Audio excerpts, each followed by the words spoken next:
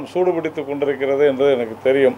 இருந்தாலும் தொடர்ந்து திராவிட முன்னேற்றக் கழகம் மற்றும் காங்கிரஸ் 50 வருடங்களாக ஒரு பச்சை பொய்யை, ஒரு மிகப்பெரிய துரோகத்தை, தமிழர்களின் முதுகில் குத்திய ஒரு வரலாற்றை அரங்கேற்றியது இன்றைக்கு வெளிச்சத்திற்கு வந்திருக்கிறது. நேற்றைய தினம் நாம் பார்த்தோம், நம்முடைய மாநில தலைவர் திரு அண்ணாமலை அவர்கள் தகவல் அறியும் உரிமை சட்டத்தில் பெற்ற ஒரு மிகப்பெரிய ஆவணம். அதே போல் நம்முடைய பாரத பிரதமர் திரு நரேந்திர மோடி அவர்கள் கச்சத்தீவு குறித்து அவர் செய்த ட்வீட், இன்றைக்கு காலையில் நம்முடைய வெளியுறவுத்துறை அமைச்சர் திரு ஜெய்சங்கர் அவர்களுடைய பத்திரிகையாளர் சந்திப்பு, இவையெல்லாம் கடந்த 50 வருடங்களாக திராவிட முன்னேற்றக் கழகம் மற்றும் காங்கிரஸ் கூட்டு சதி செய்து கச்சத்தீவை இலங்கைக்கு தாரை வார்த்து அதன் மூலம் சொல்லனா துயரத்தை நம்முடைய தமிழக மீனவர்களுக்கு 50 வருடங்களாக இழைத்து கொண்டிருப்பதோடு, ஏற்கனவே இருக்கக்கூடிய அந்த வெந்த புண்ணிலே வேலை பாய்ச்சுவது போல ஒவ்வொரு தேர்தலின் போதும் கச்சத்தீவை மீட்போம் என்றெல்லாம் பொய் சொல்லி ஏமாற்றி மோசடி செய்து முறைகேடுகளிலே ஈடுபட்டு கொண்டு வருவது மிக தெளிவாக இன்றைக்கு வெட்ட வெளிச்சமாகி இருக்கிறது. எத்தனை காலம்தான் பொறுக்க முடியும் இந்த நாட்டில் அப்படின்ற கணக்கில் 50 வருடங்களாக சொல்லி கொண்டிருந்த பொய் இன்று நிரூபணமாயிருக்கிறது. இவர்கள் மிகப்பெரிய பொய்யர்கள் அப்படின்னு 1960களின் முதலே ஜவஹர்லால் நேரு அவர்கள் பிரதமராக இருந்த பொழுதே இந்த கச்சத்தீவு விவகாரத்தை இட் இஸ் அ நான்சென்ஸ் அப்படின்னு சொல்லியிருக்கிறார். இதை எவ்வளவு சீக்கிரம் இந்த கச்சத்தீவை இலங்கைக்கு கொடுக்க முடியுமோ அப்படி கொடுத்து விட வேண்டும் என்று சொல்லியிருக்கிறார். தந்தை சொல் தட்டாமல் அவருடைய மகள் இந்திரா காந்தி அவர்கள் 1974 ஒப்பந்தம் போட்டு கொடுத்திருப்பதோடு, அந்த 1974 இங்கு முதலமைச்சராக இருந்த திராவிட முன்னேற்றக் கழகத்தினுடைய தலைவர் திரு கருணாநிதி அவர்களுடைய ஒப்புதலோடு கொஞ்சம் கூட, எப்படி காவிரி விவகாரத்தில் அணை கட்டுவதற்கு யாருக்கும் தெரியாமல் தடையில்லா சான்று கொடுத்து காவிரியை தடுத்தார்களோ தமிழகத்திற்கு வருவதற்கு, அதுபோல நம்முடைய கச்சத்தீவை இலங்கைக்கு தாரை வார்த்து கொடுப்பதில் மிகப்பெரிய பங்காற்றி இருக்கிறார்கள் திரு கருணாநிதி, திராவிட முன்னேற்ற கழகத்தை சேர்ந்தவர்கள். ஆனால் அதையெல்லாம் இல்லாதது போல, ஒன்றுமே தெரியாதது போல திரு மு க ஸ்டாலின் அவர்கள் ஏதோ கச்சத்தீவை இவர் போரெடுத்து சென்று மீட்டு வந்து விடுவது போலெல்லாம் பேசிக்கொண்டிருப்பது ஒரு மிகப்பெரிய கதையாகி கொண்டிருக்கிறது. இன்றைக்கு அது வெட்ட வெளிச்சத்திற்கு வந்திருக்கிறது. திமுக தமிழகத்திற்கு செய்த மிகப்பெரிய துரோகம், தமிழர்களுக்கு செய்த மிகப்பெரிய துரோகம், தமிழக மக்களை முதுகில் குத்திய திராவிட முன்னேற்றக் கழகத்தினுடைய நீண்ட வரலாறு 50 வருடங்களுக்கு முன்னே துவங்கி இருக்கிறது என்பதை சொல்லத்தான் நாம் இதை வெளிப்படுத்துகிறோம். தொடர்ந்து மக்களிடையே ஜாதி ரீதியாக, மத ரீதியாக, மொழி ரீதியாக மக்களை தூண்டிவிட்டு கொண்டு, மக்களுடைய உணர்வுகளை தூண்டிவிட்டு கொண்டு தமிழகத்தில் மக்களை பதட்டத்திலேயே வைக்க வேண்டும் என்ற முடிவோடு இருக்கிறார் திரு ஸ்டாலின் அவர்கள். அதற்கு அச்சாரம் போட்டது எப்பொழுதென்றால், எப்பொழுதெல்லாம் இவர்கள் காங்கிரஸோடு கூட்டணியில் இருந்திருக்கிறார்களோ அப்போதெல்லாம் தமிழகத்திற்கு, தமிழ்நாட்டிற்கு, தமிழர்களுக்கு துரோகம் செய்து கொண்டிருந்திருக்கிறது திமுக என்பதற்கான மிக முக்கியமான ஆவணம்தான் திரு அண்ணாமலை அவர்கள் வெளியிட்ட ஆவணம். அதில் திரு கருணாநிதி அவர்கள் எவ்வளவு அலட்சியமாக இருந்திருக்கிறார். இது ராமநாதபுரத்து ராஜா அவர்களுடைய சொத்து, அதன் பிறகு ஜமீன்தாரி முறை அழிக்கப்பட்டு சென்னை மாகாணத்திற்கு அது வந்திருக்கிறது, அதன் பிறகு தமிழக அரசிற்கு வந்திருக்கிறது என்றெல்லாம் தெரிந்தும் தமிழக அரசு ஆவணங்களை எதுவுமே கொடுக்கவில்லை என்பதை அன்றைய வெளியுறவுத்துறை செயலாளர் கூறியிருப்பது மிக தெளிவாக இருக்கிறது. அப்போது திமுகவும் காங்கிரஸும் கூட்டு சேர்ந்து சதி செய்து இந்த நாட்டிற்கு எதிராக, இலங்கைக்கு அன்றைக்கு ஆதரவாக நம் நாட்டினுடைய ஒரு பகுதியை, நம்முடைய எல்லை பகுதியை கொடுத்திருக்கிறார்கள் என்பது நிரூபணமாகி இருக்கிறது என்பதைத்தான் திரு அண்ணாமலை அவர்களும் பிரதமர் மோடி அவர்களும் இன்றைக்கு மிக தெளிவாக திரு ஜெய்சங்கர் அவர்களும் எடுத்துரைத்திருக்கிறார்கள். இந்த துரோகம் திமுகவினுடைய துரோக வரலாறு 50 ஆண்டுகளுக்கு முன்பாக துவங்கி இருக்கிறது. அன்றைக்கு கச்சத்தீவை தாரை வார்த்து கொடுத்துவிட்டு இன்றைக்கு கச்சத்தீவை மீட்போம் என்று சொல்வது தமிழர்கள் ஏமாளிகள், தமிழர்கள் முட்டாள்கள் என்ற நினைப்போடு இவர்கள் செய்து கொண்டிருக்கிறார்கள். தெளிவாக சொல்கிறார் திரு ஜெய்சங்கர் அவர்கள். எப்படியெல்லாம் இவர்கள் கொடுத்தார்கள் பல முறை நான் கடிதம் எழுதுகிறேன். இதுவரைக்கும் ஒரு கடிதமாவது திரு மு.க. ஸ்டாலின் வெளியிட்டாரா திரு ஜெய்சங்கர் அவர்கள் எழுதிய பதில் கடிதத்தை என்றால் கிடையாது. என்றைக்குமே திமுகவினுடைய பழக்கம் இது. மத்தியில் திமுக அங்கம் வகித்த காங்கிரஸ் ஆட்சி இருந்தபோது நீட்டுத் தேர்வை கொண்டு வந்தார்கள். அப்பொழுது காந்தி செல்வன் அமைச்சர் அந்த நீட்டுத் தேர்வை கொண்டு வந்து விட்டு அமைதியாக இருந்துவிட்டு இன்றைக்கு நீட்டை ஒழிப்போம் என்ன சொன்னார் உதயநிதி ஸ்டாலின்?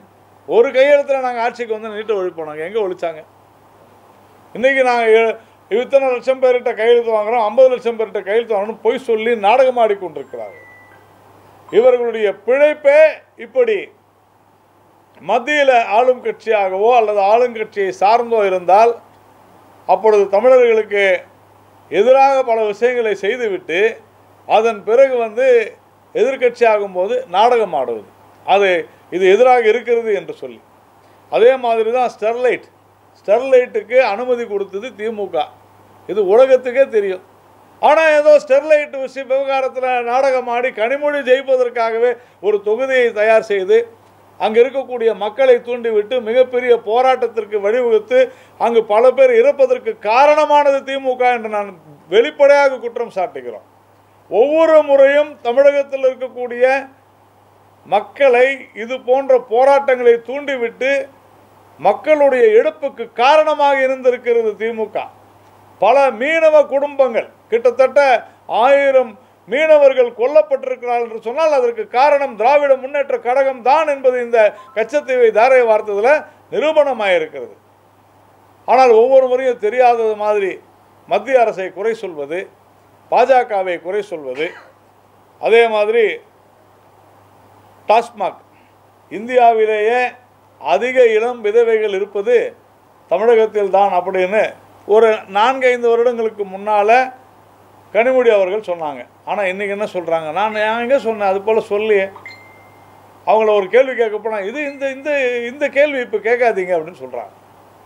இன்றைக்கி டாஸ்மாக் அந்த கடைகளின் மூலம் வழங்கப்படுகிற மதுவை கொடுத்து விட்டு அந்த போதையினால் பல படுகொலைகள் அரங்கேறி கொண்டிருக்கின்றன என்றால் அது உங்களுடைய பத்திரிகையிலே வெளிவந்து கொண்டிருக்கிறது. டாஸ்மாகில் கொடுத்து விட்டு மது குடித்து விட்டு சொந்த தந்தையை வெட்டி கொலை செய்தான் மகன், பெற்ற தாயை எரித்து கொலை செய்தான் மகன், 4 மாத குழந்தையை செவிற்றில் அடித்து கொலை செய்தார் தந்தை, நண்பர்களுடைய தகராறு வெட்டி கொலை,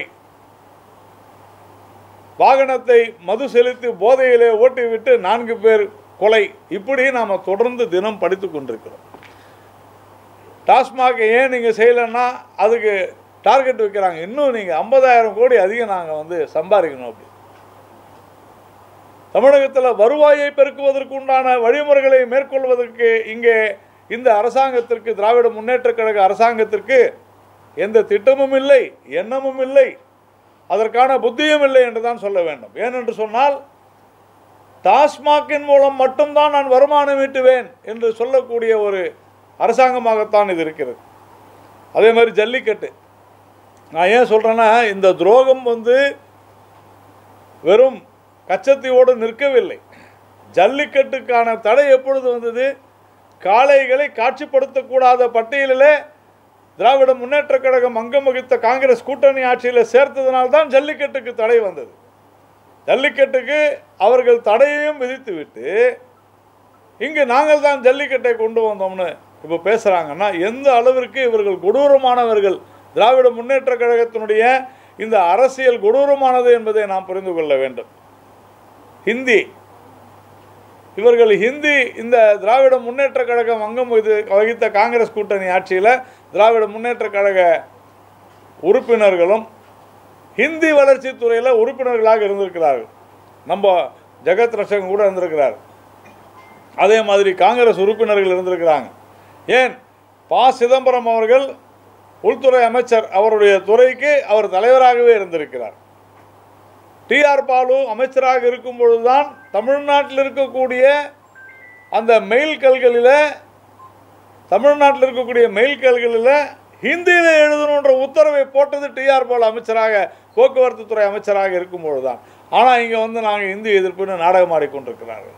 ஆளும் கட்சியாக இருக்கும்பொழுது ஒன்று சொல்வது, எதிர்கட்சியாக இருக்கும்போது ஒன்று செய்வது என்பது இவர்களுடைய வேலை. அதே மாதிரி 2006 திமுக அங்கம் வகித்த காங்கிரஸ் கூட்டணி ஆட்சியில் என் கம்யூனிஸ்ட் இருந்தபோது ராஜசேகரன் ஒரு எம்எல்ஏ, ப. சிதம்பரம் அங்கே எம்பி, ஆர். ராசா மந்திரி, எல்லாம் உங்களுக்கு தெரிஞ்சிருக்கும். நெடுவாசல் அதற்கு அனுமதி கொடுத்தது யார்? ஹைட்ரோ கார்பனுக்கு திமுக, கம்யூனிஸ்ட்டு, காங்கிரஸ் கூட்டணி. அந்த நெடுவாசலில் அனுமதியை கொடுத்து என்ன இருக்குதா இல்லை கேட்டால் நாங்கள் அனுமதி இருக்குதா இல்லைன்னு பார்க்குறது தான் அனுமதி. எதுக்கு நீ அனுமதி கொடுக்குற? இருந்தால் எடுக்கணும்னு சொல்கிறதுக்கு தான் அனுமதி. அப்போ அதற்கு அனுமதி கொடுத்து விட்டு அதன் பிறகு போராட்டக்காரர்களை தூண்டிவிட்டு மிகப்பெரிய கலவரம். நாங்கள் இதை அனுமதிக்க மாட்டோம். மிகப்பெரிய மோசடி. தொடர்ந்து ஆளும் கட்சியாக இருக்கும் பொழுது அவர்கள் செய்வதையெல்லாம் எதிர்கட்சியாக எதிர்ப்பது. பால் விலை என்ன சொன்னாங்க? பால் விலைக்கு எவ்வளோலாம் போராட்டம் பண்ணாங்க. ஆனால் பாலில் ஆவின்ல ஊழல், அந்த ஊழலை தட்டி கேட்டது எங்களுடைய மாநில தலைவர் அண்ணாமலை அவர்கள். பயந்தாங்க. ஆனாலும் பால் விலையை உயர்த்தி இன்னைக்கு ஒவ்வொரு மாதமும் ஒரு பாலிசி. நான் நேரடியாகவே அமைச்சரிடம் பேசினேன், சம்பந்தப்பட்ட துறை அமைச்சரிடம் நான் பேசினேன், மனோ தங்கராஜ் அவரிடம். என்னங்க இது, ஒவ்வொரு மாதமும் வாடிக்கையாளர் நேரில் வந்து பதிவு செய்யணும்னு சொல்கிறாங்கன்னா அதெல்லாம் இல்லைங்க, அது மாதிரிலாம் சொல்லவே இல்லை. நானே நேரடியாக 3 முறை செல்ல வேண்டியிருந்துச்சு. அந்த அளவிற்கு குளறுபடி பால் விலையில் மிக அதிகமாக உயர்த்தி இருக்கிறார்கள். பால் அந்த அளவையும் குறைத்திருக்கிறார்கள். அதே போல் கல்வி கடன், நாங்கள் ஆட்சிக்கு வந்தால் கல்வி கடனை ரத்து செய்வோம்னு சொன்னாங்க. இது வரைக்கும் செஞ்சாங்களா? ரொம்ப சிம்பிளுங்க. கல்வி கடனை ரத்தெல்லாம் செய்ய முடியாது. என்ன செய்யலாம்னா அரசாங்கம் அந்த கல்வி கடன் யார் வாங்கியிருக்கிறாங்களோ அவங்க பேரில் பணத்தை வந்து பேங்க்கில் போட்டுருவாங்க. மாநில அரசு, அதாவது மாநில அரசுக்கு பொதுத்துறை வங்கிகளில் வாங்கின கடனை ரத்து செய்ய அதிகாரம் இருக்குதா? கிடையாது. ஆனால் இவங்க வந்து வாக்குறுதி கொடுக்குறாங்க, நாங்கள் ஆட்சிக்கு வந்தால் கடனை ரத்து செய்வோம். எப்படி கடனை ரத்து செய்வீங்க? சரி, அந்த பணத்தை நாங்கள் செலுத்துருவோம் அப்படின்னு சொன்னாங்க. ஏன் செலுத்தலை? 3 வருடங்கள் ஆகிவிட்டது. ஏன் செலுத்தவில்லை? இப்போ திருப்பியும் மறுபடியும் இந்த தேர்தல் அறிக்கையில் நாங்கள் ஆட்சிக்கு வந்தால் கல்வி கடனை ரத்து செய்வோம். எப்படி செய்வீங்க? 100 ரூபாய் குறைப்போம்னு சொன்னாங்க எல்பிஜிக்கு. ஆனால் நாங்கள் 400 ரூபாய் குறைச்சிட்டோம். பெட்ரோல் 5 ரூபாய் கம்மி பண்ணுறேன்னு சொன்னாங்க. ஆனால் நாங்கள் கிட்டத்தட்ட 30 ரூபாய் குறைச்சிட்டோம். இன்னைக்கு உத்தரப்பிரதேசத்தில் சென்னையை விட 10 ரூபாய் குறைவு பெட்ரோல். ஏன்? அங்கே இருக்கக்கூடிய மாநில அரசு தன்னுடைய வரியை குறைத்திருக்கிறது. ஆனால் தமிழ்நாட்டில் குறைக்கலை. தயவு செஞ்சு இதெல்லாம் கேட்கணும். நம்ம உத்தரப்பிரதேசத்தில் அவ்வளோ பெரிய மாநிலத்தில் பெட்ரோல் விலை குறைவாக இருக்கும் பொழுது தமிழகத்தில் ஏன் அதிகமாக இருக்க வேண்டும்? இது எவ்வளோ பெரிய மோசடி இது. அதே போல் போதைப் பொருள் இன்றளவு நேற்று பாருங்க அவ்வளோ பேசினார் டைரக்டர் அமீர். இன்னும் நிறைய பேர் மாட்டுவாங்க, இன்னும் நிறைய பேர் லைனில் வந்துக்கிட்டு தான் இருப்பாங்க. உடனே கேட்குறாங்க என்னென்னு, அமலாக்கத்துறை, வருமான வரித்துறை, சிபிஐ இதையெல்லாம் வச்சு எங்களை மிரட்டுறாங்க. உங்களை யாருங்க மிரட்ட போகிறாங்க? இப்போ நாமெல்லாம் உட்காந்துருக்குறோம், நம்ம வீட்டுக்கு என்ன வருமான வரித்துறையும் அமலாக்கத்துறையும் சிபிஐ வருதா என்ன? நம்மளும் ஒரு அங்கம் தானே. யார் வரி ஏய்ப்பு செய்கிறார்களோ அவர்கள் வீட்டுக்கு வருமான வரித்துறை செல்லும். யார் மோசடி செய்கிறார்களோ அவர்கள் வீட்டுக்கு சிபிஐ செல்லும். யார் சட்டவிரோத பணப்பரிமாற்றம் செய்கிறார்களோ அவர்கள் வீட்டுக்கு அமலாக்கத்துறை செல்லுங்க. அமலாக்கத்துறைக்கும் சிபிஐக்கும் வருமான வரிக்கும் தேர்தல் காலம், சனிக்கிழமை ஞாயிற்றுக்கிழமை லீவு, இதெல்லாம் கிடையாது. தன்னாட்சி பெற்ற நிறுவனங்கள் அவை. அரசாங்கமாக அவை நீங்கள் இது செய்ய வேண்டும் செய்யக்கூடாது என்று சொல்ல முடியாது. 365 நாட்களும் அவர்களுக்கு அதிகாரம் இருக்கிறது. 9 முறை அரவிந்த் கெஜ்ரிவாலுக்கு 9 முறை சம்மன் அனுப்பியும் நேரில் ஆஜராகாதவர் முதலமைச்சர். என்ன 2 கொம்பு முளைச்சிருக்குதா என்ன? கிடையாது. 9 முறை சம்மன் அனுப்பியும் ஆஜராகாத ஒரு முதல்வரை நீதிமன்றத்திற்கு சென்ற பொழுது உங்களுக்கு நாங்கள் பாதுகாப்பு அளிக்க முடியாது என்று நீதிமன்றம் மறுத்த பின்னர் மறுபடியும் சம்மன் அனுப்புகிறார்கள், வரவில்லை, கைது செய்யப்பட்டிருக்கிறார். நீதிமன்றம் அவருக்கு பிணை கொடுக்க மறுக்கிறது. இதை யார் கண்டிக்கிறாங்க? ஜெயிலில் இருக்க வேண்டிய ஆனால் பெயிலில் இருக்கிற ராகுலும் சோனியாவும் கண்டிக்கிறாங்க. எல்லாருமே வழக்கு இருக்குது, எல்லாரும் முறைகேடு பண்ணிருக்கிறாங்க. ஏன் அரசியல்வாதியாக இருந்தால் எது வேணாலும் செஞ்சிட முடியுமா? பழங்குடியின மக்களின் மீது மோசடி நடந்திருக்கிறது, அதனாலதான் சோரன் கைதாகி இருக்கிறார். ஊழல் செய்வதையே தங்களுடைய லட்சியமாக கொண்டிருந்தால் அனுபவத்தைத்தான் தீர வேண்டும். இன்னைக்கு இப்போ குடியாத்தத்தில் வேலூரில் துரைமுருகனுடைய மகன் கதிரானந்த் பேசுகிறாரு. ஃபேர் அண்ட் லவ்லி போட்டுக்கிட்டு வராங்களே, பல பலன் இருக்குது முகம் அப்படின்னு பெண்களை பார்த்து ஏளனமாக கேட்கிறார்கள். 1000 ரூபாய் வந்துருச்சா கை தூக்குங்க. அதிகார திமிர், ஆணவம், அகங்காரம் திராவிட முன்னேற்ற கழகத்தை சார்ந்தவர்களுக்கு அப்படி இருக்கிறது. உதயநிதி ஸ்டாலின் என்கின்ற ஒரு அமைச்சர் தரக்குறைவாக, கீழ்த்தரமாக, அவ்வளவு மோசமாக பேசியிருக்கிறார். நாம் இதை புரிந்து கொள்ள வேண்டும். இதே போல இன்றைக்கு இப்பொழுது நம்முடைய முதலமைச்சர் திரு ஸ்டாலின் அவர்கள் ஒரு மணி நேரத்துக்கு முன்பாக ஒரு கேள்வியை எழுப்பியிருக்கிறார். நீங்கள் ட்விட்டரில் பார்த்துருக்கலாம். 3 விஷயம் கேட்டிருக்கிறார். 10 வருடங்களாக கும்பகர்ண தூக்கத்தில் இருந்தீங்களா அப்படின்னு கேட்டிருக்காரு. 50 வருடங்களுக்கு முன்னால திருதராஷ்டிரனை போல உங்களுடைய தந்தை எப்படி பாண்டவர்களை ஏமாற்றி நிலத்தை பிடுங்கினார்களோ அப்படி தமிழர்களை ஏமாற்றி தமிழர்களுக்கு துரோகம் செய்து தமிழர்களுடைய முதுகிலை குத்தி கச்சத்தீவை இலங்கைக்கு கொண்டு போய் வைத்து விட்டாரே, அந்த திருதராஷ்டிரன் அவருடைய மகன் துரியோதனன் ஸ்டாலின் அவர்களிடம் நாங்கள் கேட்கிறோம், நீங்கள் என்ன செய்தீர்கள் தமிழ்நாட்டிற்கு? சார், இன்னைக்கு கிட்டத்தட்ட 47% இந்த நாட்டில் 5 மாநிலங்களில் தாங்க உற்பத்தி இருக்குது. ஏன்? ஒரு நாடு என்று சொன்னால் அதனுடைய இயற்கை வளங்கள் தான் இன்ஃப்ராஸ்ட்ரக்சர், கட்டமைப்பு. எங்கெல்லாம் கடல் இருக்கிறதோ அங்கு கட்டமைப்பு பெருகும். எங்கெல்லாம் கடல் இருக்கிறதோ அங்கெல்லாம் கட்டமைப்பு பெருகும். இதான் உண்மை. அப்போ தமிழ்நாடு, மகாராஷ்டிரா, குஜராத்து, ஒடிசா போன்ற மாநிலங்களில் தான் அதிகமான கட்டமைப்புகள் வரும். ஒரு குடும்பத்தில் நான் தான் சம்பாதிக்கிறேன், என் பையனுக்கு நான் 10 கிராம் தான் சோறு கொடுப்பேன், நான் 100 கிராம் சாப்பிட்டேன்னு எந்த அப்பாவாவது சொல்லுவாங்களா? எந்த அம்மாவாவது சொல்லுவாங்களா? நான் தான் சமையல் செய்கிறேன் அதனால் எனக்கு தான் அதிகம் சொல்ல முடியுமா? அதாவது பொருளாதாரம் என்றால் என்ன, ஒரு நாடு என்றால் என்ன, ஒரு குடும்பம் என்றால் என்ன அப்படின்னு தெரியாதவங்க தான் இந்த கேள்வியை கேட்பாங்க. ஆனால் குடும்ப ஆட்சி நடத்தி கொண்டிருக்கிறார்கள், வாரிசு அரசியலை நடத்தி கொண்டிருக்கிறார்கள். இதுதான் மு.க. ஸ்டாலின் அவர்களுக்கு நம்முடைய பதில். 1 ரூபாய் கொடுத்தா 29 காசு வருது. உற்பத்தி மாநிலங்கள்னு சொன்னால் அதிகமான கட்டமைப்பு இங்கே பெருகும். இங்கே ஏன் இவ்வளவு துறைமுகங்கள் பலமாக இருக்குது? ஏன் தூத்துக்குடி துறைமுகத்தை நாம் பலப்படுத்தி வருகிறோம்? எதற்காக எண்ணூர் துறைமுகத்தை பலப்படுத்தி வருகிறோம்? ஏன் ஏர்போர்ட்ஸ் அதிகம் வருது? ஏன் இங்கே 500 கிலோமீட்டருக்கு மேலே அதிகமாக இந்த 10 வருடங்களில் தேசிய நெடுஞ்சாலை அமைத்திருக்கிறார்கள்? ஏன் இங்கே லாஜிஸ்டிக்ஸ் பார்க்க வருதுன்னு சொன்னால் இங்கே கடல் இருக்குது, ஏற்றுமதி அதிகமாக இருக்கும். மகாராஷ்டிரா, கர்நாடகா, தமிழ்நாடு, குஜராத்தில் வரும். 2.8% தான் வடகிழக்கு மாநிலங்களுடைய உற்பத்தி. அதனால் 2.8% கொடுத்தா போதுன்னு சொல்ல முடியுமா? அந்த மாநிலங்கள் இருக்கிறவங்களாம் ஏழைகளாகவே இருக்க வேண்டுமா? அப்படி கிடையாது. பகிர்ந்து உண்ணுதல்னு தமிழில் தாங்க சொல்லியிருக்கிறாங்க. கோயம்புத்தூர் அதிகமாக சம்பாதிக்கும், வருவாய் வரும் மாவட்டம். நம்ம தமிழ்நாட்டில் 5 மாவட்டம் வருவாய் அதிகமாக. முதல்ல சென்னைன்னு சொல்லுவாங்க, இல்லை, முதல்ல திருவள்ளூர், காஞ்சிபுரம், சென்னை, கோயம்புத்தூர். நான் என்ன கேட்குறேன், இப்போ ராமநாதபுரத்துக்கு நீங்கள் எதுவுமே செய்ய முடியாது, கூடாதுன்னு சொல்லலாமா? சென்னையில் இருக்கக்கூடிய வசதிகள் வேறு எங்குமே இல்லை. சென்னையை விட நாங்கள் தான் அதிகம் சம்பாதிக்கிறோம்ட்டு திருவள்ளூர், காஞ்சிபுரம் பேச ஆரம்பித்தா என்ன ஆகும்?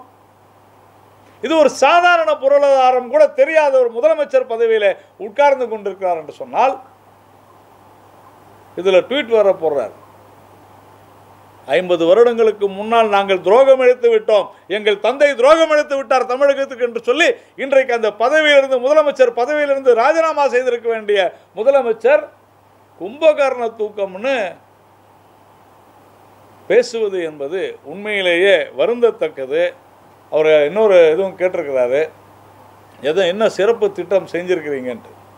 நான் ஏற்கனவே சொன்னேன், தூத்துக்குடி துறைமுகமும் சென்னையினுடைய துறைமுகமும் இந்த அளவிற்கு பெருகவில்லை என்று சொன்னால் இதுக்கெல்லாம் காரணம் மத்திய அரசு தான். இன்னைக்கு 6 லட்சம் கோடி சார், உண்மையிலே சொல்கிறேன், கொஞ்சம் கூட வெட்கமே இல்லாமல் நாங்கள் 6 லட்சம் கோடி முதலீடை பெற்று விட்டோம்னு சொல்கிறாங்க. MOU வெறும் ஒரு கையெழுத்து, புரிந்துணர்வு ஒப்பந்தம் ஒன்றை மட்டும் போட்டுக்கொண்டு நாங்கள் 6 லட்சம் கோடி 8 லட்சம் கோடி 10 லட்சம் கோடி வாங்கிட்டோம்னு தற்பெருமை பேசிக்கொண்டு திரிகிறார்களே தவிர இதுவரையிலும் முதலீடுகள். சிங்கப்பூர் போனார், ஜப்பான் போனார், துபாய்க்கு போனார், இங்கே புரிந்துணர்வு ஒப்பந்தம் போட்டார், பொருளாதார மாநாடு போட்டார். எங்கே வந்துச்சு அப்படின்னு சொன்னால் எதுவுமே வரலன்றது தான் நிதர்சனமான உண்மை. ஆக்மி அப்படின்னு ஒரு கம்பெனியோட 2022 மே, நான் சொல்கிறது நீங்கள் வந்து நம்பவில்லை என்றால் தாராளமாக கூகுள் பண்ணி பாருங்கள். உங்கள் பத்திரிகையில் உங்கள் ஊடகத்தில் செய்தி போட்டிருப்பீங்க. 65,000 கோடி செலவில் கிரீன் அமோனியா நாங்கள் வந்து ஒரு பெரிய தொழிற்சாலை அமைக்கப் போகிறோம்னு. எங்கே போச்சு? 2 வருஷம் ஆச்சு. எங்கே நம்ம போச்சு? ஒரிசாவுக்கு போயிடுச்சு. அங்கே போயிடுச்சு, அங்கே நிலம் கொடுத்துட்டாங்க, வேலை ஆரம்பிச்சிட்டாங்க. அவ்வளவு போய் கடந்த 2 வாரம் முன்னால் உங்கள் எல்லா சேனல்லையும் ஒரு நியூஸ் போட்டிருப்பீங்க. வடசென்னை அலகு 3, வடசென்னை அலகு 3லிருந்து 800 மெகாவாட்டு மின்சார நிலையத்தை அனல் மின்சார நிலையத்திலிருந்து உற்பத்தி துவங்கிவிட்டது.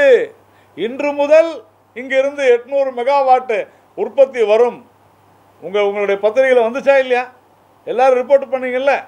தயவு செஞ்சு ஊடக நண்பர்களும் ஒரே ஒரு வேண்டுகோள் மட்டும் எடுக்கிறேன், அங்கே போய் பாருங்கள். ஒரே ஒரு யூனிட் ஆகுது அங்கிருந்து மின்சாரம் தயாரிச்சிருந்தாங்கன்னா நான் அரசியலிருந்து விலகிறேன். எவ்வளவு ஒரு மோசமான விஷயம் பாருங்க. தேர்தலுக்காக ஏதோ பெருசா திறந்துட்டோம்னு சொல்லி போய் பேசிக் கொண்டிருக்கிறார்கள். அந்த அலகு 3 மின்சார நிலையத்திற்கு முழு கடனையும் முழு பணத்தையும் அளித்திருப்பது மத்திய அரசு நிறுவனம், பொதுத்துறை நிறுவனம். இதுவரையிலும் அந்த நிறுவனத்துக்கிட்ட கம்ப்ளீஷன் சர்டிஃபிகேட் கொடுக்கவே இல்லை. கொடுக்கணும் நியாயமா. போய் உங்களுக்கு சந்தேகம் இருந்தால் போய் கேளுங்க, டேஞ்சர் கோவில் போய். அந்த நிறுவனத்தை சார்ந்த யாரையுமே அந்த விழாவுக்கு கூட அழைக்கவில்லை. ஏன்னா அந்த நிறுவனத்தை சேர்ந்தவர்கள் இது பொய்ன்னு சொல்லிடுவாங்க. ஆனால் பத்திரிகைகள் எல்லாத்துலேயும், ஹிந்து உட்பட வந்துச்சு, எல்லாத்துலேயும் வந்துச்சு. தந்தியில், தினமலரில் எல்லாத்துலேயும் போட்டாங்க பெருசா. ஒரு யூனிட் கூட இது வரலையும் துவங்கவில்லை. எவ்வளவு பெரிய மோசடி இந்த அரசாங்கம் செய்து கொண்டிருக்கிறது.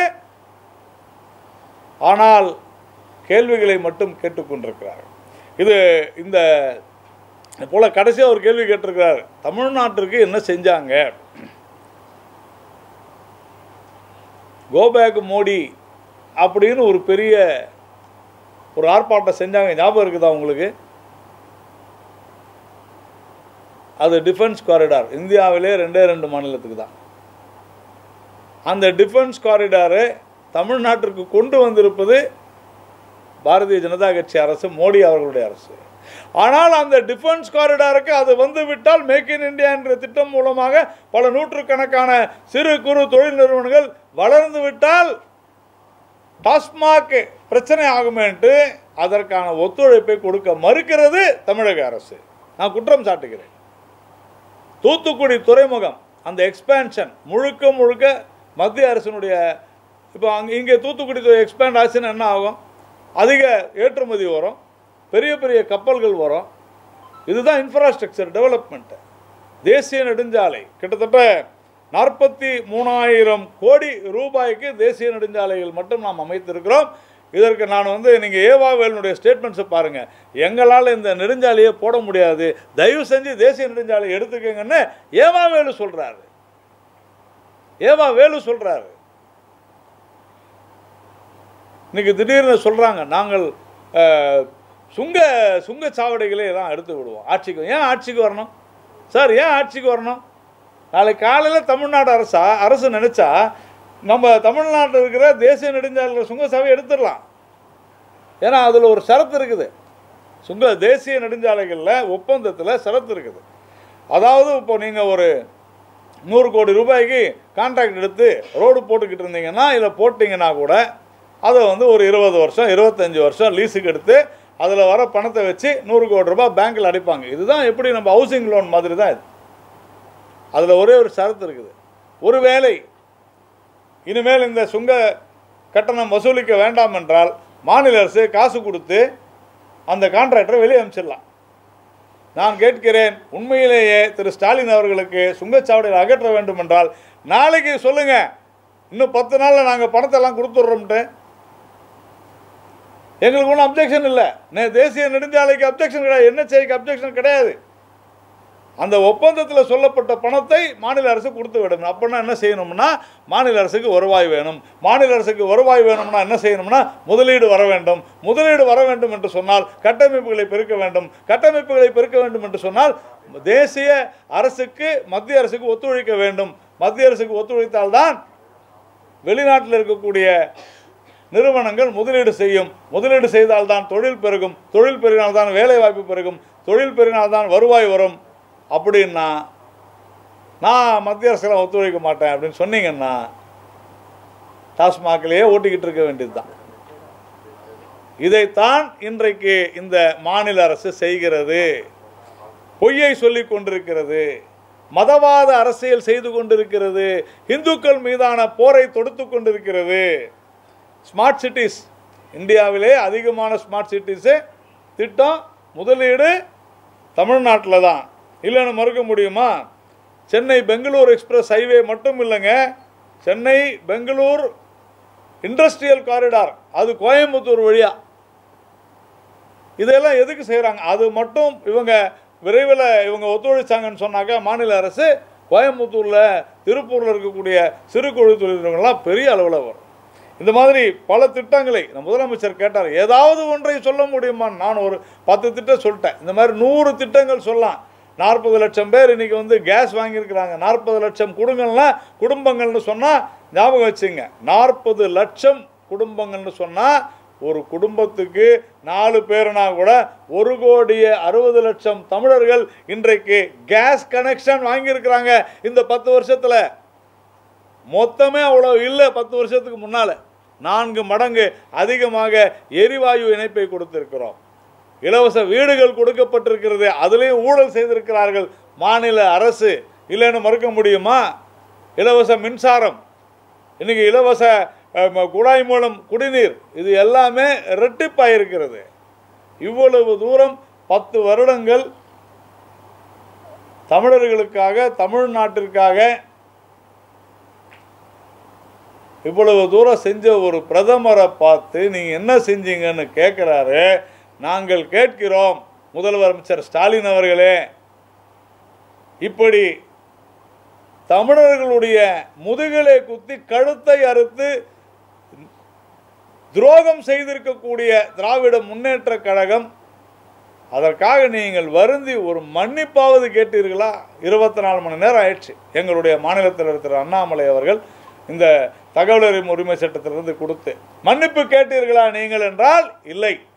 ஏன்னா உங்களுடைய அகராதியில் தமிழர்கள் ஏமாளிகள், தமிழர்கள் முட்டாள்கள் என்று நீங்கள் நினைத்து கொண்டிருக்கிறீர்கள். அதுதான் திராவிட மாடல் என்று நீங்கள் நினைத்து கொண்டிருக்கிறீர்கள் என்று நாங்கள் குற்றம் சாட்டுகிறோம். எல்லாம் கடைசியாக ஒரே ஒரு விஷயம், தேர்தல் ஆணையத்திற்கு, தேர்தல் ஆணையம்னு சொல்கிறத விட தமிழக அரசு அதிகாரிகளுக்கு, ஏன்னா எல்லாருமே தேர்தல் ஆணையத்தை குற்றம் சொல்லிட்டு போயிடுவாங்க. ஆனால் தேர்தல் ஆணையம் யாரை நம்பி செயல்படுகிறது என்று சொன்னால் தமிழக அரசு அதிகாரிகளை நம்பி தான் செயல்படுது. பறக்கும் படை, தேர்தல் அவசரம், இதெல்லாம் நம்ம வெளியே பார்க்குறோம். நீங்கள்லாம் கூட அனுபவிச்சிருப்பீங்க, நிறைய பார்த்துருப்பீங்க. சாதாரண பொதுமக்களை எந்த காரணத்தை கொண்டும் முன்னிட்டும், சார் எங்கே குறை இருக்குது, தப்பு செய்கிறவங்க தான் தண்டிக்க பண்ணணும். சும்மா கையில் ஒரு 50,000 எடுத்துகிட்டு போகிறாங்க சாதாரண மக்கள். நம்ம பார்த்தோம் ஊட்டியில், அவங்கள வந்து நிறுத்தி கையில் குழந்தையோடு நிற்கிறாங்க. பார்த்தா தெரியும் யார் நல்லவன் யார் கெட்டவன். அதனால் மக்களை முதல்ல புரிந்து கொள்ள வேண்டும். அது இல்லாமல் சாதாரண மக்களை வறுத்தெடுப்பது என்பது நியாயமல்ல. ஒரு பக்கம் சாதாரண மக்களை இன்னலுக்கு உள்ளாக்குவது, இன்னொரு பக்கம் கொள்ளையடித்து லஞ்சம் செய்து ஊழல் செய்து கஷ்டப்பட்டு அமலாக்கத்துறையும் சிபிஐயும் சிறையில் அடைச்சா அதுக்காக டெல்லியில் போய் ஒப்பாரி வைக்கிறது, இதைத்தான் இவர்கள் செய்து கொண்டிருக்கிறார்கள். தேர்தல் இன்னும் நமக்கு 16 நாட்கள் 17 நாட்கள் இருக்கிறது, 18 நாட்கள் இருக்கிறது. ஊடக நண்பர்கள் வெயிலில் நீங்கள் அலைஞ்சாதான் செய்தி வரும். ஆனாலும் நாம் அனைவருமே நம்முடைய பாதுகாப்பை உடல்நலத்தை பேணி காத்து சிறப்பான முறையில் அனைத்து அரசியல் கட்சிகளும் எல்லோருக்கும் ஒத்துழைப்பு கொடுத்து மக்களுக்கு எந்த விதமான சிரமம் இல்லாமல் இந்த தேர்தல் நடக்க வேண்டும். உங்களின் மூலமாக அது நடக்க வேண்டும் என்று கேட்டுக்கொள்கிறேன். உங்களுக்கு தான் கேள்வி இருந்தால் என்ன கேட்கலாம்.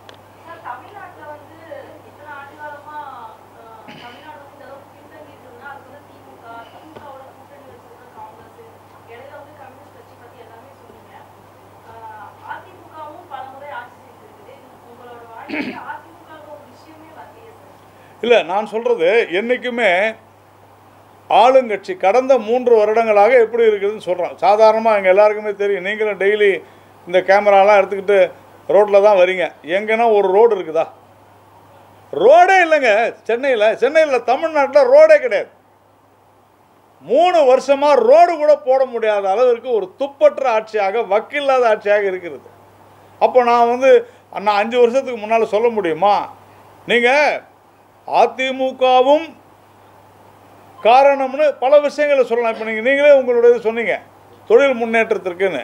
தொழில் முன்னேற்றத்தில் இப்போ பாருங்கள், கிட்டத்தட்ட கடந்த ஒரு 3-4 வருடங்களாக தமிழகம் பின்தங்கி இருக்கிறது. நீங்கள் 2வது இடத்துல இருந்து தமிழகம் இன்றைக்கு 5வது இடத்துக்கு போயிருக்கிறதுங்க. காரணம் என்ன? இன்னும் இது 7வது 8வது இடத்துக்கு போயிடும். நான் ஒரு 1000 பாயிண்டில் இருந்தபோது உத்தரப்பிரதேசம் 200 பாயிண்டில் இருந்துச்சு. அப்போ நான் 4வது இடத்துல நம்ம இருந்தோம், தமிழ்நாடு. இன்றைக்கி உத்தரப்பிரதேசம் 700வது பாயிண்ட்டுக்கு வந்துருச்சு. அப்போ என்ன அர்த்தம்? நாம் இன்னும் அதே 1000 இடத்துல இருக்கிறோம். நம்ம 1400க்கு போயிருக்கணுமா வேண்டாமான்றது தான் கேள்வி. நீங்கள் அதிமுக ஆட்சியில் குறைகள் இருந்தால், இதே டாஸ்மாக் அதிமுக ஆட்சியில் இருந்தது. அப்பயும் நாங்கள் எங்களுடைய கட்சியினுடைய நிர்வாகிகள், எங்களுடைய கட்சியினுடைய தலைவர்கள் போராட்டம் செய்தது போன்று டாஸ்மாக் எதிராக யாரும் போராட்டம் செய்தது இல்லை. எங்கள் மாநில தலைவர், முன்னாள் தலைவர் டாக்டர் தமிழிசை சவுந்தரராஜன் ஆகட்டும், வானதி ஸ்ரீனிவாசன் அவர்களாகட்டும், அவ்வளவு போராட்டங்களை நாங்கள் செய்திருக்கிறோம். அப்போ பால் விலை உயர்ந்த போதும் கண்டித்தோம், இல்லை என்று மறுக்க முடியாது. அதனால் ஆக்கப்பூர்வமான எதிர்க்கட்சியாகத்தான் நாங்கள் அப்போதும் செயல்பட்டோம். ஆனால் இன்றைக்கு நடப்பது என்னன்னா, மக்கள் விரோத ஆட்சியாக நடந்து கொண்டிருக்கிறது. இன்னைக்கு இந்த 3 வருடங்கள் என்ன, அதுதான் நம்ம பார்த்துட்டு இருக்கோம். இன்னைக்கு ஏன் இந்த கச்சத்தீவு விவகாரம் இதெல்லாம் ஒரு பிரச்சனையா அப்படின்னு கேட்குறாங்க. கச்சத்தீவு விவகாரம் இதாங்க, இதெல்லாம் எல்லாருக்கும் ஒரு திமுகவினுடைய தலைவர் சிரிச்சுக்கிட்டே சொல்றாரு, இதெல்லாம் ஒரு பிரச்சனையா, இது எல்லாருக்கும் தெரிஞ்சது தானே அப்படின்றாரு. என்ன தெரியும்? நான் தான் திமுகவினுடைய ஆட்சி தான் இலங்கைக்கு கச்சத்தீவை விட்டுவிட்டது, நாங்கள் தான் அடகு வைத்தோம், மன்னிக்க வேண்டும் என்று கேட்பதை விட்டுவிட்டு கச்சத்தீவை மீட்டே தீருவோம்னு சொல்வதற்கு உங்களுக்கு வெட்கமாக இல்லையா? இதைத்தான் நம்ம கேட்கிறோம். அதிமுக தவறு செஞ்சாலும் உறுதியாக தட்டி கேட்போம், அதில் ஒன்றும் மாற்று கருத்தே கிடையாது. அதிமுக ஆட்சியிலும் நடந்த பல்வேறு தவறுகளை நாங்கள் சுட்டிக்காட்டி இருக்கிறோம். ஆனால் அவங்க தப்பு செஞ்சாங்க, நீங்கள் செய்வீங்களான்றது தான் நம்ம கேள்வியே. இன்றைக்கி என்ன நடக்குது? இப்போ நான் உதாரணத்துக்கு சொன்னேன், இந்த வடசென்னை அலகு 3 உடன்குடியில் நடக்குது. எத்தனை, கிட்டத்தட்ட 10,000 கோடி ரூபாய் திட்டம், வேலை நடக்க மாட்டேங்குது. யார் காரணம்? குந்தாவில் ஒரு பெரிய நீரேற்று மின் நிலையம், அங்கே வேலை நடக்க மாட்டேங்குது. யார் காரணம்? ஒரு சின்ன விஷயம், முடிவெடுக்க முடியாமல் திணறி கொண்டிருக்கிறது. எல்லா திட்டங்களுமே அவங்களுக்கு தெரியல, நிர்வாகம் தெரியவில்லை. அப்போ நான் திமுகவை சொல்லுவேனா, இல்லை அதிமுகவை நான் இப்போ சொல்லணுமா? இன்னைக்கு இந்த பொசிஷன் எதனால தமிழ்நாட்டில் இருக்குதுன்னு சொன்னால், முழுக்க முழுக்க நிர்வாக திறனற்ற ஒரு அரசாங்கம் செயல்பட்டு கொண்டிருக்கிறது. அதைத்தான் சொல்கிறோம். எல்லா வேலையும் நடந்துட்டு தான் இருந்துச்சு.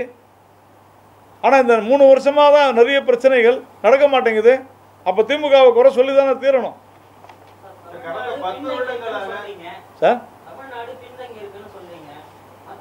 இல்லை, நான் சொன்னது நீங்கள் சரியாக புரிஞ்சிக்கல. தமிழ்நாடு பின்தங்கி இருக்கிறதுன்னு ஏன் சொல்கிறேன் அப்படின்னு சொன்னால், மற்ற மாநிலங்கள் நம்மை விட வேகமாக முன்னேறி கொண்டிருக்கிறது.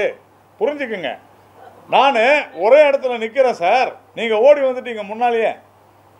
ஒரு 500 கிலோமீட்டர் ரேஸில் 200 கிலோமீட்டர் வேகமாக வந்துட்டீங்க. நாம தான் வேகமாக வந்துட்டோமே, பின்னால் தான் எல்லோரும் வருவாங்க நினச்சிக்கிட்டு இருந்தா உங்கள் தவறு அது. மற்ற மாநிலங்கள், ஹரியானா கூட நம்மளோட முன்னாடி வேகமாக வந்துக்கிட்டு இருக்குது. உத்தரப்பிரதேசம் மிக வேகமாக சார். விஷயம் தான், 1 ரூபாய்க்கு 29 காசு கேட்குறாங்களே, என்ன காரணம்? இங்கே ஆட்டோமொபைல் இண்டஸ்ட்ரி ஒரு ஹுண்டாய் கார் இங்கே வாங்கினா உத்தரப்பிரதேசத்தில் இருக்கிறவங்க 2 லட்ச ரூபா வரி கட்டுறாங்க. 2 லட்சமோ 1 லட்சமோ உதாரணத்துக்கு சொல்கிறேன், வரி கட்டுறாங்க. ஆனால் அதே 10 லட்ச ரூபா பெருமானம் உள்ள விவசாய பொருட்களை உத்தரப்பிரதேசத்தில் வாங்கினா நாம் வரி கட்டுறது இல்லைங்க. அது வந்து விவசாய மாநிலம். அப்போ பகிர்ந்து தான் அளிப்பாங்க. இது சிஸ்டம், வரி விதிப்பு. இது வரி விதிப்பு முறை. அது தெரியாதவங்க முதலமைச்சர் நாற்காலியில் உட்காரக்கூடாது. ஒன்றுமே செய்யறதுனா ஒன்று சொல்லுங்க. அதுதான் கரெக்ட். நீங்கள் நல்ல கேள்வி. நீங்கள் தமிழ்நாடு அரசு என்ன செஞ்சிச்சுன்னு சொல்லுங்க. நீங்கள் தான் எதுவுமே வேணான்றீங்களே. டிஃபென்ஸ் காரிடார் கொண்டு வந்தால் வேணான்றீங்க, 8 வழிச்சாலையாக வேணான்றீங்க சார். நல்லா புரிஞ்சுங்க. முன்னேற்றம்னு சொன்னாக்க கட்டமைப்புனா என்ன? இன்றைக்கி சென்னை துறைமுகத்திலிருந்து மதுரை வாயிலுக்கு சாலை மத்திய அரசாங்கம் திட்டம் எவ்வளவு சொல்லுங்கள், எவ்வளோ கொடுக்குறாங்க? 5800 கோடி திட்டம். அது யார் கையெழுத்து போட்டிருக்கிறது? முதலமைச்சர் கையெழுத்து போட்டிருக்கார் புரிந்துணர்வு ஒப்பந்தத்தில். 5800 கோடி திட்டம்னு. ஏன்? பறக்கும் சாலை, அதாவது பிரிட்ஜு. அதுக்கு எவ்வளோ பயங்கர, அது மொத்தம் எவ்வளோ கிலோமீட்டர்? 19 கிலோமீட்டர். 19 கிலோமீட்டருக்கு 5800 கோடி. ஊழல் பண்ணுறீங்களா அப்படின்னு நம்ம கேட்கலாம்ல. அதுதான் சொன்னார் டெல்லியில். 20 கிலோமீட்டருக்கு எப்படி வந்து 4500 கோடி, இதில் ஊழல். ஒரு கிலோமீட்டருக்கு வந்து 18 கோடி தானே, 360 கோடியில் முடிக்கிறதுக்கு பதிலாக 5500 கோடி கொடுக்குறீங்களேன்னா அப்போ இங்கே மட்டும் ஏன் கொடுக்குறீங்க? எலிவேட்டட் காரிடார்னா அப்படி தான் சார் இருக்கும்.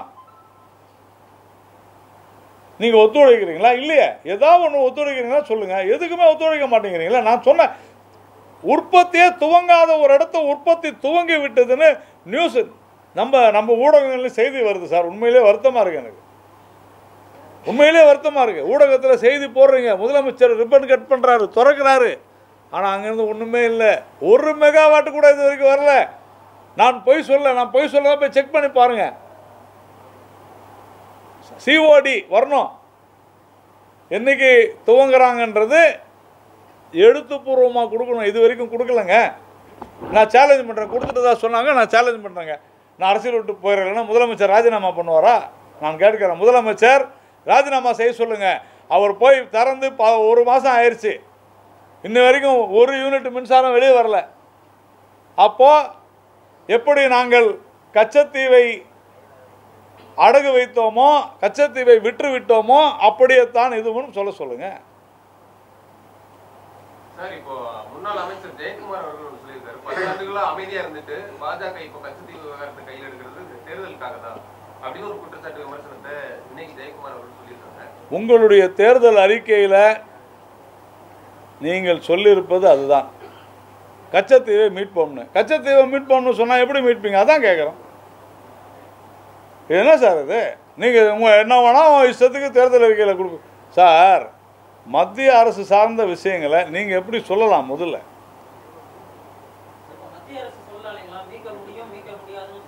சார், நீங்கள் புரிஞ்சிக்க மாட்டேங்கிறீங்க. நீங்கள் ஒருத்தருக்கு எழுதி கொடுத்துட்டீங்க, வீடு அவருக்கு விற்றுட்டீங்க, பக்கத்தில் உட்காந்துருக்காரு பாருங்க, அவர் வந்து எழுதி கொடுத்துட்டீங்க சார். நான் கேட்குறது அரசு சம்மந்தமாக கேட்குறேன். நீங்கள் உங்கள் வீடு அவருக்கு எழுதி கொடுத்துட்டீங்க சட்டப்படி சார். நீங்கள் திருப்பி கொடுப்பீங்களா அவருக்கு? நீங்கள் திருப்பி கொடுப்பீங்களா எழுதி கொடுத்தா? என்னங்க சட்டப்படி நீங்கள் எல்லாத்தையும் கொடுத்துருவீங்க, அப்புறமா பிஜேபி அரசு வந்தோடனே இப்பயே எனக்கு திருப்பி கொடுப்பீங்களா? என்ன இது?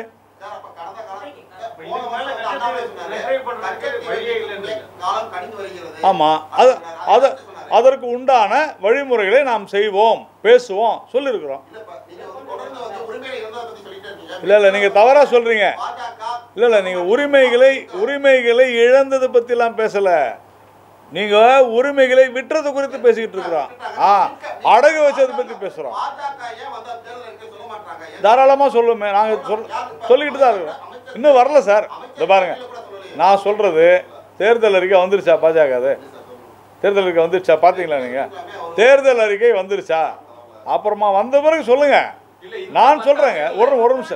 ஒரு நிமிஷம் 10 ஆண்டுகளில் அதான் இன்னைக்கு ஜெய்சங்கருடைய ப்ரெஸ் மீட் ஃபுல்லாக பார்த்தீங்களா சார்?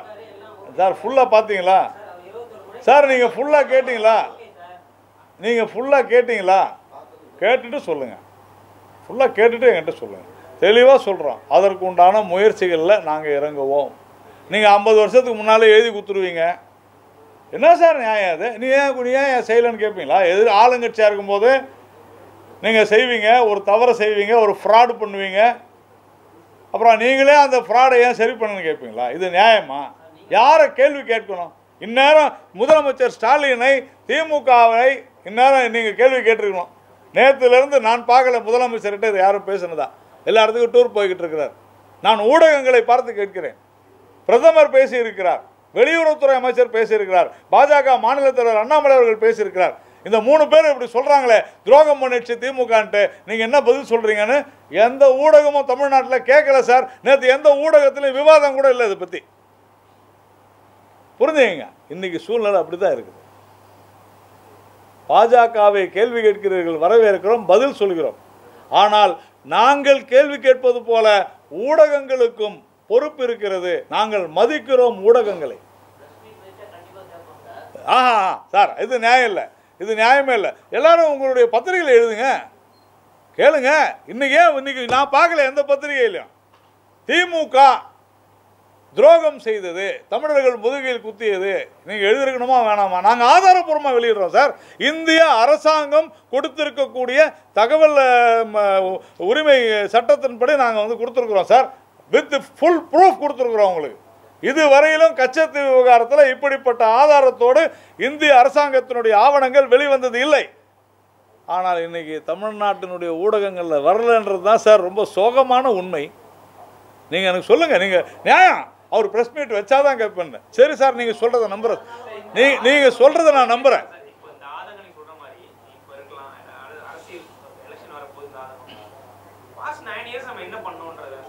சார். கரெக்டு. இப்போது ஒரு சூழ்நிலையை நாம் கனிய வைத்திருக்கிறோம். அங்கே ஒரு நிமிஷம் நான் ஒன்று சொல்கிறேன். முதல்ல இதனுடைய பிரச்சனை என்ன? நாம் எழுதி கொடுத்துட்டோம், நாம் எழுதி கொடுத்தாச்சு. அதனுடைய உரிமை யாருக்கு இருக்கிறதுன்னு சொன்னால் இலங்கைக்கு இருக்கிறது. 74 ஒப்பந்தத்தை மீறி 76 ஒரு ஒப்பந்தம் போட்டாங்க. சரியா? இப்போது அது முழுக்க சட்ட ரீதியாக அவர்களுடையதாக ஆகிவிட்டது.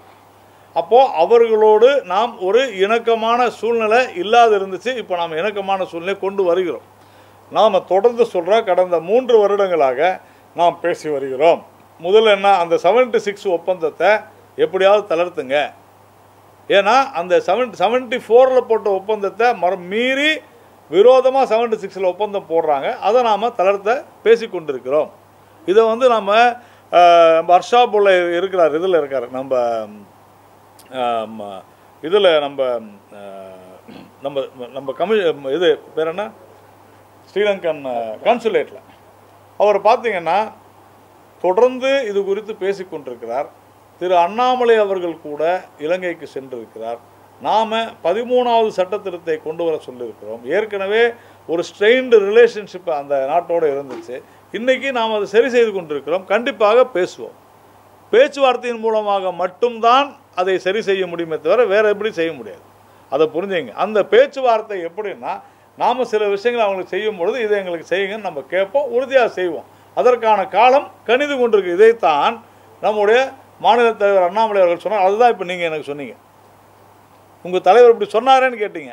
ஏன் அப்படி சொன்னாருன்னா, இலங்கையினுடையான அந்த பேச்சுவார்த்தை அவர்களுக்கு பல விஷயங்களை அவங்க கொரோனாவுக்கு பிறகு ஏற்பட்ட பல்வேறு விஷயங்கள், போருக்கு பிறகு ஏற்பட்ட பல்வேறு விஷயங்கள், அங்கே இருக்கக்கூடிய யாழ்ப்பாண தமிழர்களுக்காக நாம் செய்யக்கூடிய விஷயங்கள், இந்த உலகத்திலேயே இந்தியாவிலேயே முதல் பிரதமர் யாழ்ப்பாணத்திற்கு சென்ற பிரதமர், நம்முடைய பிரதமர் திரு நரேந்திர மோடி, இவ்வளோ விஷயங்கள் நாங்கள் செஞ்சுக்கிட்டு இருக்கிறோம்.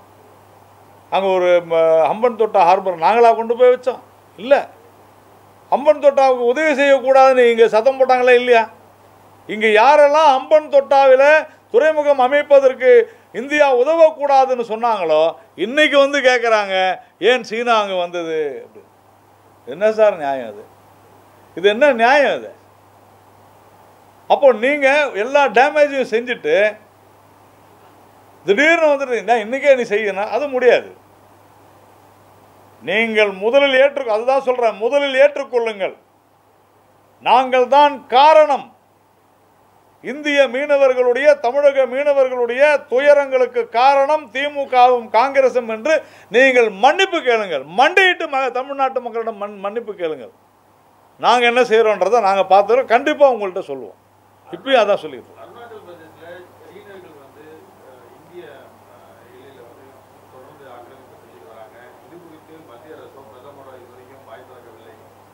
சார் தொடர்ந்து நாம் சொல்லிகிட்டு இருக்கிறோம். அந்த மாதிரி எந்த விதமான எல்லை தாண்டிய இந்த நில ஆக்கிரமிப்பு இல்லை என்று மத்திய அரசாங்கம், இராணுவம் மிக தெளிவாக அறிக்கை கொடுத்திருக்கிறது. ஏதாவது ஒரு பிரச்சனையை கலப்பணும்ட்டு தொடர்ந்து இது மாதிரி பேசுவது என்பதே தவறு. நாம் இல்லைன்னு பல முறை மறுத்தாகிவிட்டது. இப்போ இவங்களுக்கெல்லாம் பொழுது போகலை, ஊழல் லஞ்சம் பற்றி ஏதாவது பேசிடுவாங்க, அங்கே ஃப்ராடு இங்கே ஃப்ராடு இங்கே கரப்ஷன்றதுனால எதையாவது கிளப்ப வேண்டும் என்று கிளப்பி கொண்டிருக்கிறார்கள். சார் வேறு என்ன எதிர்பார்க்குறீங்க? இல்லைன்னு தான் சொல்ல முடியும். வேறு என்ன நீங்கள் வேறு என்ன எதிர்பார்க்குறீங்க? அதற்கான டாக்குமெண்ட்டை கொடுக்க முடியும். டாக்குமெண்ட்டே கொடுத்தாச்சுங்க. கருணாநிதி அவர்கள் 74 அமைதியாக இருந்தார். ஆவணங்கள்லாம் இருந்து கூட ஒன்றும் சொல்லலை. யார்? ஃபாரின் செக்ரட்டரி சொல்கிறார், அட்வொகேட் ஜெனரல் சொல்கிறாரு, நல்ல we have a fit case to argue, it is our land, it is our island சொல்கிறாரு. கேட்குதே? வேறு எதாவது இருக்கா?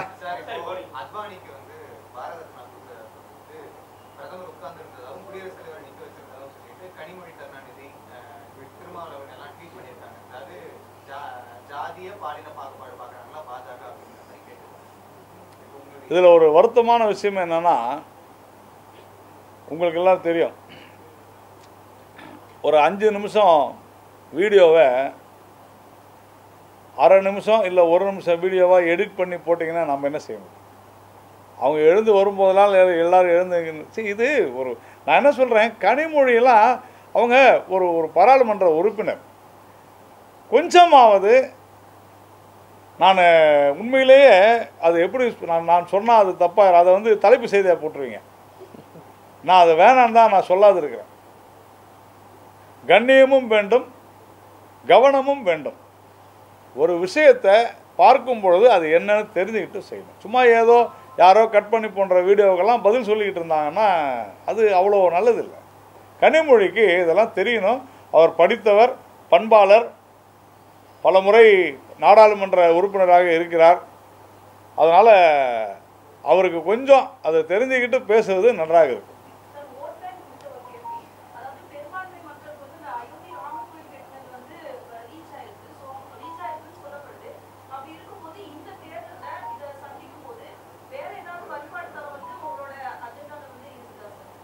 இல்லை, நாம் பாரதிய ஜனதா கட்சியை பொறுத்தவரையில் சட்ட ரீதியாக ராமர் கோவில் அமைப்போம் என்று சொன்னோம். அதை நாம் முடித்துவிட்டோம். வேறு எந்த விதமான இதுவும் இல்லைன்னு பல முறை சொல்லியாச்சு. ஸ்வராஜ் இந்தியா பார்ட்டியோட சீஃப் யோகேந்திர யாதவ் வந்து India is going to seeing the least fair and free election அப்படின்ற குற்றச்சாட்டு வந்து அதுக்கு ஒரு 5 இண்டிகேட்டர்ஸ் வச்சிருக்காரு. இந்த மாதிரி இடி அனுப்புறது, என்சிபி அனுப்புறது, காங்கிரஸோட அக்கௌண்ட்ஸை வந்து முடக்கிறது, அப்போசிஷன் பார்ட்டிஸை வந்து ரொம்ப கீழ்த்தரமாக வந்து நிறைய இடத்துல வந்து நடத்துறாங்க. அண்ட் அது மட்டும் இல்லாம எலெக்ஷன் டைத்துல தான் இதை வந்து ரொம்ப இன்டென்ஸா பண்றாங்க. இது வந்து தேசிய இந்தியன் டெமோக்ரஸிக்கே வந்து ஒரு ஸ்லோ பாய்சனிங் மாதிரி அப்படின்றத சொல்லி சார், இவங்களுக்கெல்லாம் என்னன்னா, நம்ம நாட்டில் வந்து 6 மாதத்துக்கு ஒரு முறை தேர்தல் வருது, சரிதானே? எங்கேயோ ஒரு இடத்துல தேர்தல் நடந்துகிட்டே இருக்கும். தேர்தலும் போது இடி போகக்கூடாது, தேர்தலும் போது இன்கம் டேக்ஸ் போகக்கூடாது, தேர்தலும் போது சிபிஐ போகக்கூடாதுன்னா எல்லாத்துக்கும் போட்டு லீவ் அனுப்பிச்சிடலாம். எதுவுமே வேணாம். இல்லை, எதுவுமே வேணான்றேன். எதுவுமே வேணாம். எவன் வேணா கொள்ளையடிக்கிட்டோம். யார் வேணாலும் சவுத்து குரூப் வச்சுக்கிட்டு பல கோடி ரூபாய் பாலிசி கொண்டு வரட்டும், மது கொள்கையை எடுத்துகிட்டு வரட்டும், யார் வேணுமானாலும் மணல் கொள்ளையை அள்ளட்டும், யாரும் எதுவும் கேட்கக்கூடாது. ஏன்னா என்ன மாதிரி உங்களை மாதிரி சாதாரணமானவங்க இப்படியே பேசிக்கிட்டு கேள்வி கேட்டு பதில் சொல்லிக்கிட்டு இருக்கணும். இன்னொருத்தன் வந்து கொள்ளையடிச்சிட்டு போகிறான்.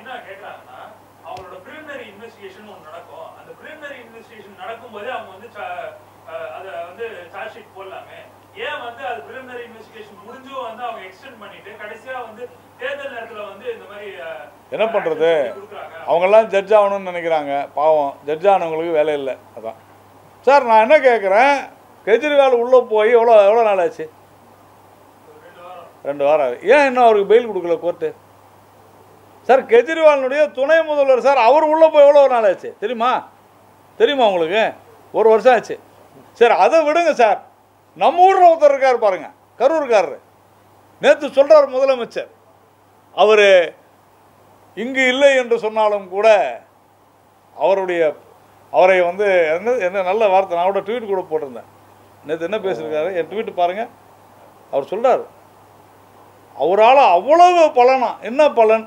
இதே ஸ்டாலின் சொன்னார் சார், அவர் ஒரு நில அபகரிப்பாளர், மோசடி பேர் வழி, ஆள்கடத்தல் பேர் வழியும் மோசடி செய்பவரையும் நிலக்கடத்தல் பண்ணுறவரையும் அமைச்சராக்கி இன்னைக்கு அவர் ஜெயிலில் இருக்கும்போது அவரை புகழ்ந்து பேசக்கூடிய ஒரு பெரும் மனது படைத்தவர் நம்முடைய முதலமைச்சர். நான் என்ன கேட்குறேன், தமிழ்நாட்டில் இருக்கிற ஜட்ஜுங்க யோகேந்திர யாதவ்கிட்ட கேளுங்க. நீங்கள் அப்போ தமிழ்நாட்டில் இருக்கிற ஜட்ஜெல்லாம் மோசமா? எவ்வளோ மாதம் ஆச்சு செந்தில் பாலாஜி உள்ளே போய்? எவ்வளோ மாதம் ஆச்சு சார்? அவ்வளோதான் சார்.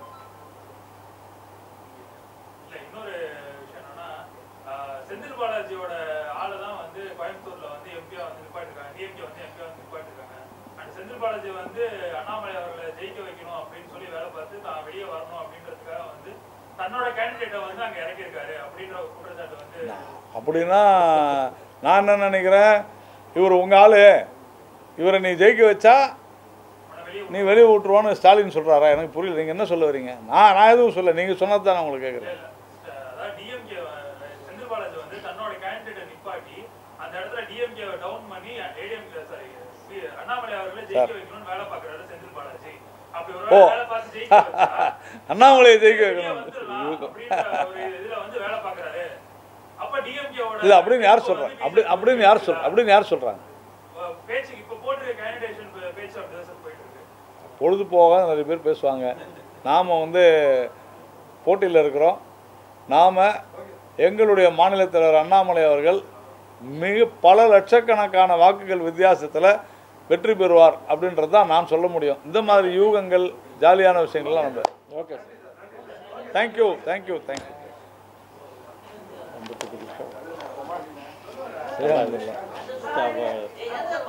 ராஜு போனா